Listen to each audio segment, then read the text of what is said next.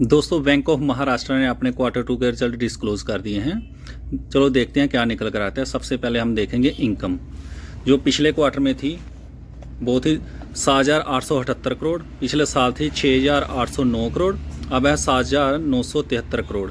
Year on year basis पर लगभग 15% का जंप है। क्वार्टर एंड क्वार्टर बेसिस पर मान लीजिए आप 2% के ज़्यादा तेज़ी है।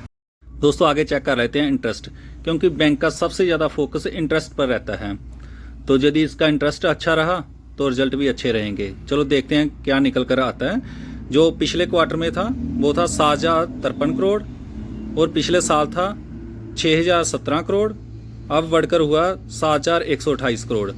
ईयर ऑन ईयर बेसिस और क्वार्टर एंड क्वार्टर बेसिस पर इंटरेस्ट बढ़ा है, जो बैंक के लिए बहुत अच्छी बात होती है। आगे चेक कर लेते हैं एक्सपेंस क्या निकल कर आता है। जो पिछले क्वार्टर में था वो था 5,308 करोड़, पिछले साल था 4,607 करोड़, अब बढ़कर हुआ है 5,400 crore. Year on year and quarter basis पर दोनों में थोड़ा सा एक्सपेंस बढ़ा है। आगे चेक कर लेते हैं प्रॉफिट आफ्टर द टैक्स, क्योंकि इनकम माइनस खर्चे बराबर profit.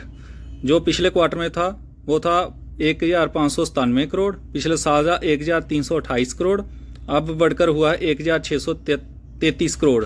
Year on year basis पर लगभग 24% की तेजी है और क्वार्टर एंड क्वार्टर बेसिस पर लगभग 2% की तेजी है। आगे देखते हैं कि बैंक का प्रोविजन कैसा रहता है। जो पिछले क्वार्टर में था वो था 867 करोड़, पिछले साल था 822 करोड़, अब हुआ है 755 करोड़।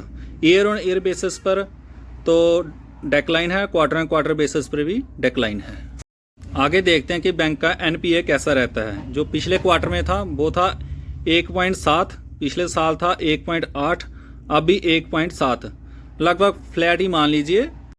आगे देख लेते हैं कि बैंक के मार्जिन कैसे रहते हैं। जो पिछले क्वार्टर में था वो था 32.6, पिछले साल था 32.3, अब भी 32.2 है, लगभग फ्लैट ही है।